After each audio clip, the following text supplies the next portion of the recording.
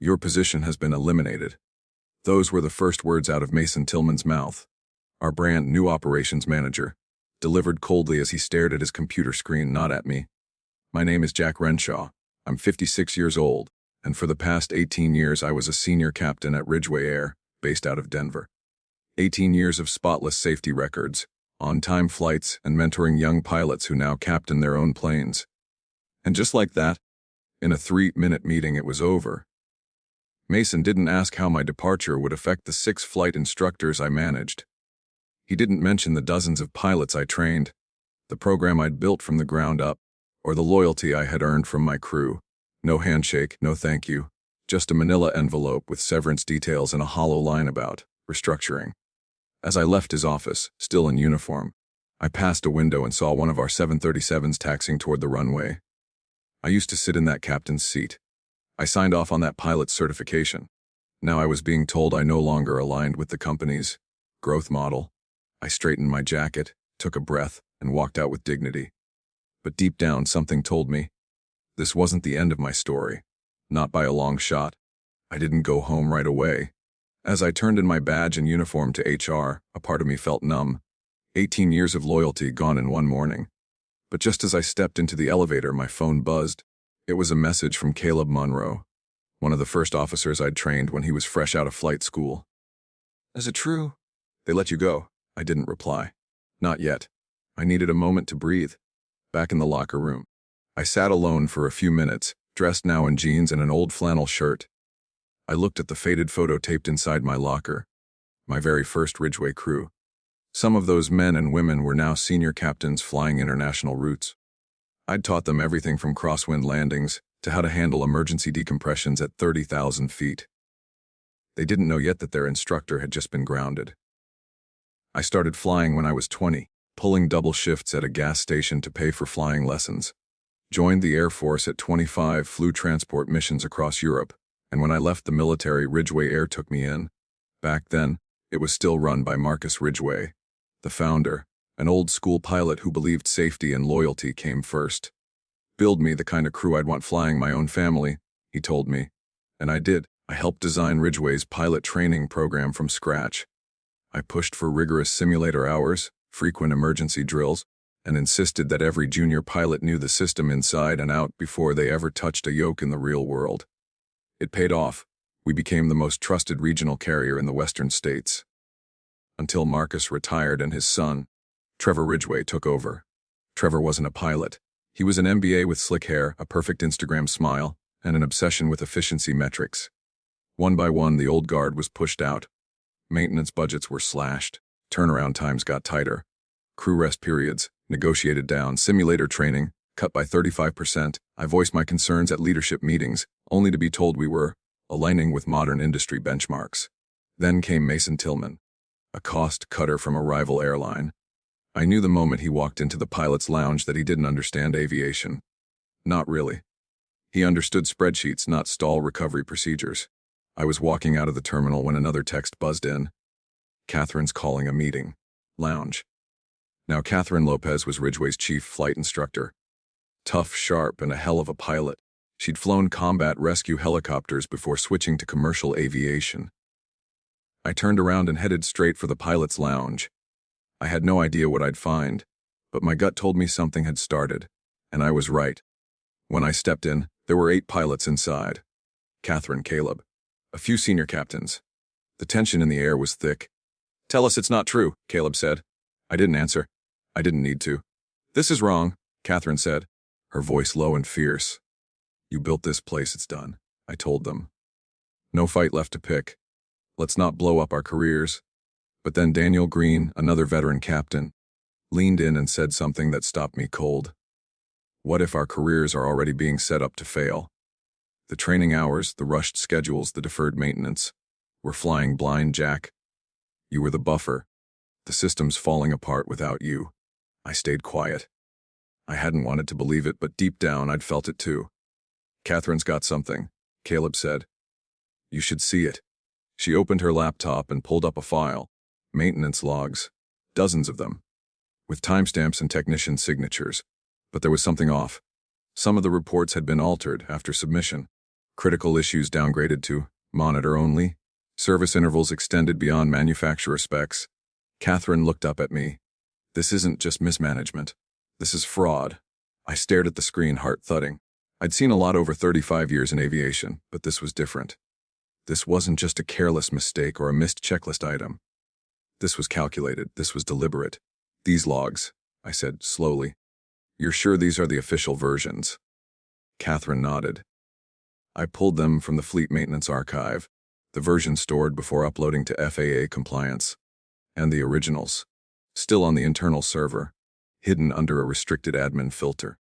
I used my old instructor access to find them. There was a moment of silence in the lounge as that sank in. Daniel Green stepped forward, voice low. Jack, this could get people killed. I felt it deep in my bones. Engine compressor inspections delayed. Hydraulic checks skipped. Emergency lighting faults dismissed as cosmetic issues. One system failure mid-flight and a plane could drop out of the sky. And the man behind this? Mason Tillman, the spreadsheet strategist who'd fired me. This goes to the FE, I said. We've already started compiling everything. Catherine added, showing me a folder. Document trail, change logs, user access IDs, all pointing back to Tillman and 2 maintenance supervisors. You realize what you're saying? I told her. This could bring the whole airline down. I'm not scared of that, she replied. I'm scared of what happens if we don't. Before I could respond, my phone buzzed. It was Marcus Ridgway, the original founder, a man I hadn't spoken to in over a year. Jack, I just heard. Trevor told me it was a mutual exit. You retiring or something? Not exactly, I said. They pushed me out. Said I was too expensive. Marcus exhaled sharply. Typical. Listen, Mason Tillman is dangerous. I had concerns back when he was hired. Should have said more. Well, now he's falsifying maintenance records and bullying pilots into silence. Dead silence.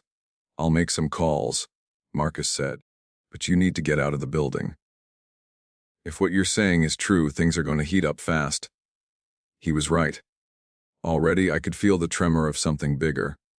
Like a storm system building pressure behind the clouds. A knock on the door. It was Mason himself. You don't belong here anymore, Jack, he said smoothly, stepping into the lounge. These pilots have flights to catch. You're interfering. I stepped aside. You want to talk about interference? Let's discuss downgraded airworthiness reports. Let's talk about maintenance intervals pushed past FAA guidelines. And let's talk about the flight you're willing to risk for quarterly profits. Mason's jaw clenched. You have no standing here. I'm a certified flight instructor and FAA credentialed safety officer. And if you think I'm going to walk out while you put lives at risk, think again. The room was still. Then Catherine stepped forward, laptop in hand. We're initiating a formal safety stand-down under Article 32 of the Federal Aviation Crew Protection Agreement. Every pilot in this room is asserting their right to decline assignment based on unresolved safety concerns. Mason's composure broke. You're all risking your careers. Thomas, another senior captain, stood. Better that than risk passengers' lives. Suddenly the tension cracked wide open. More pilots came in. Text messages had been flying fast. Within minutes the lounge was packed. 20 pilots. Then 30. Most of them I'd trained myself. All standing behind Catherine. What are you trying to do? Mason asked, practically hissing now. Nothing, I said. We're just refusing to fly unsafe aircraft. He stormed out, pulling his phone from his pocket. You just painted a target on our backs, Daniel muttered. No, I replied. We just told the truth. I wasn't even halfway to the parking lot when my phone rang again. Unknown number. This is Jack Brennan, I answered, still catching my breath from the adrenaline. Mr. Brennan, this is Lisa Martinez from the FAA Safety Division. I was referred by Catherine Reynolds. Do you have a moment? I stopped walking. I do. We've received preliminary documentation about altered maintenance records at Northwind Air. Would you be willing to provide a formal statement? Absolutely, I replied without hesitation. Good, she said. We're sending a field inspection team to the headquarters within the hour. In the meantime, please don't sign any severance or legal documents from Northwind. They already tried, I said. Didn't touch a thing. Smart, she replied. We'll be in touch very soon. I ended the call, slipped into my truck, and took one long look at the place I'd dedicated nearly 2 decades to. Northwind Air had been my second home. Now it was a house with termites in the walls, and one big wind away from collapse. By the time I reached home, my phone was already lighting up. Catherine, Flight 618 to Denver canceled. Mechanical issue. Thomas, 2249 to Orlando grounded. Crew unavailable. Daniel, Phoenix route canceled. They're scrambling, not a strike. That would have violated union procedures. But every pilot had suddenly discovered a technicality, a concern, or a gut feeling that made them pause. Northwind's flight schedule was disintegrating. That evening I got another call, this time from Victor Chen, CEO of SkyLynx Aviation. I'd only heard his name mentioned in industry circles, a rising star in premium charter and corporate travel. "I hear you've been through quite a week, Mr. Brennan," he said. His tone was calm, professional, but laced with curiosity. You could say that. "Your name came up in conversation with a mutual friend, Marcus Ridgway." I leaned back in my chair. "Is that right?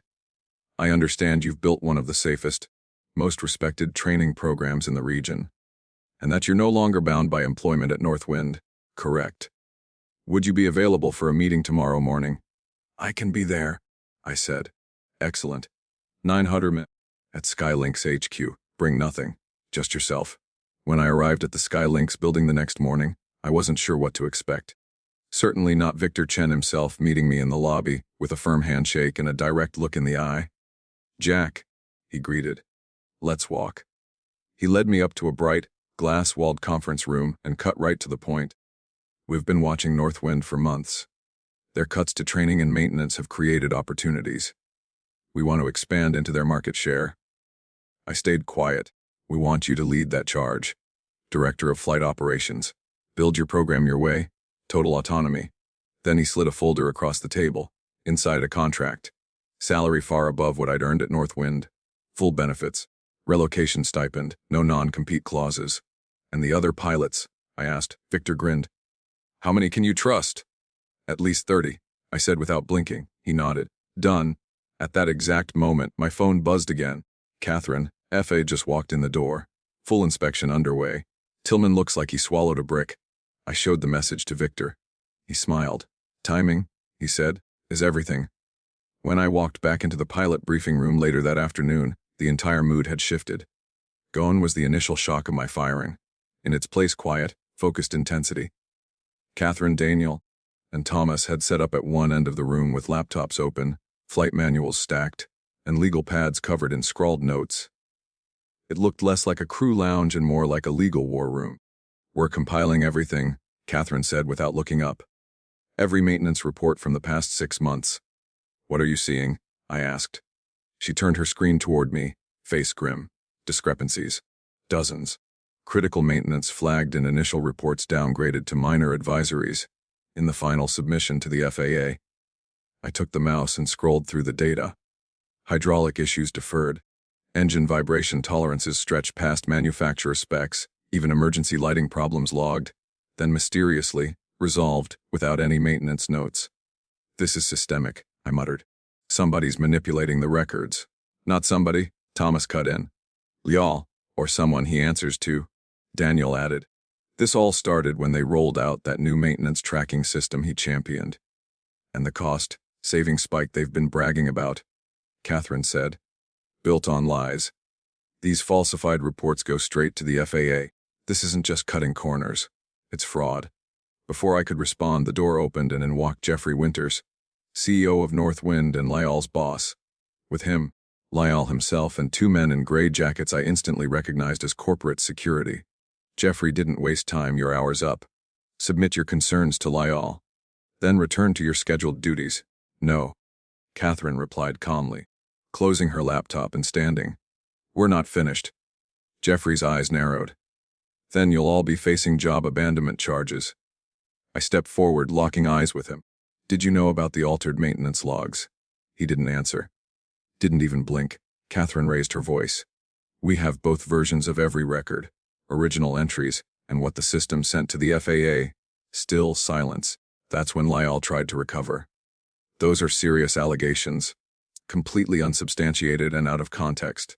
"No, they're not," Thomas snapped. "And they're already being looked into. The FAA inspection team's on site. We've spoken to them." Jeffrey's face turned pale. "This meeting is over. He turned and motioned toward the security team. Escort Mr. Brennan off the premises. Now. The guards stepped forward. But behind me, I heard soft movement. Flight bags zipping, uniforms rustling. 30 pilots stood up together. Thomas slid Catherine's laptop into his flight bag. We're done here. They didn't shout. They didn't march. They just walked out. One by one. Veterans, rookies, instructors. They followed me silently down the hallway, leaving Jeffrey, Lyle, and 2 confused security officers standing like statues in a burning house. Outside in the parking lot, phones started buzzing again. The chain reaction had begun. Flights canceled. Crews unavailable. Groundings due to unverified maintenance issues. The system was unraveling in real time. By nightfall, Northwind had scrubbed over 40 flights from their departure board. The media hadn't caught on yet, but the FAA had, and so had Victor Chen. He called me just before 10 p.m. Still want the job, Jack? He asked. Because we're ready. I glanced at the list Catherine had texted me. 29 confirmed pilots, all ready to jump ship the moment the ink dried. I'm in, I told him. And so are they. Victor didn't even hesitate. Then welcome to SkyLynx. You're not just joining us, Jack. You're building what comes next. That night, I didn't sleep much. But I didn't need to. For the first time in months, I wasn't bracing for a crash. I was finally ready to take off. 3 days later, I stepped through the revolving glass doors of SkyLynx Air, gripping my briefcase tightly, head held high as if I were reporting for a flight mission. But this time, I wasn't just a pilot. I was a builder, rebuilding what aviation should stand for: safety, honor, and trust. Victor Chen met me right in the main lobby. Not an assistant. Not a middle manager. It was him, the CEO of SkyLynx, wearing a white shirt without a tie, shaking my hand with a firm grip. Welcome to the restart, Jack, he said. We've got a lot of work to do. We went up to the 8th floor, which had been an empty room just a week earlier, but now had been outfitted as the new training center. 3 flight simulators were being calibrated. Technicians were installing the emergency simulation systems. The training blueprint I had sent Victor. Fully, not a single edit. We trust you, Victor said. Build it your way. I stood still for a moment in the room. No engine noise. No pressure from financial spreadsheets. Just the sound of drills, technicians laughing, and hope. And then they arrived. Catherine walked in first, followed by Thomas, Daniel, James, and dozens more. All in civilian clothes, each carrying a personal flight bag. 30 pilots from Northwind, no longer former employees, but the future of SkyLynx. Welcome to your new home, I said. Catherine smiled. Looks good, Captain. They explored the training center like kids in a candy store, examining equipment, checking out the simulators, testing emergency buttons. They didn't just see a job. They saw a mission. Victor pulled me aside, his eyes gleaming. 30 pilots in one day? That's a statement. I didn't promise them anything, I said. I just showed them a place worth taking off from again. Suddenly, my phone vibrated. Harold Winters was calling. Are you watching the news? He asked, skipping any greeting. Not yet. What's going on? Turn on any financial channel. I nodded to Victor. He turned on the big screen in the conference room. A business news anchor appeared, face tense. Northwind stock is in freefall, down 46% after an FAA investigation revealed falsified maintenance reports. CEO Jeffrey Winters has just resigned at the board's request. CEO Lyle Pearson has also been terminated. The room went completely silent.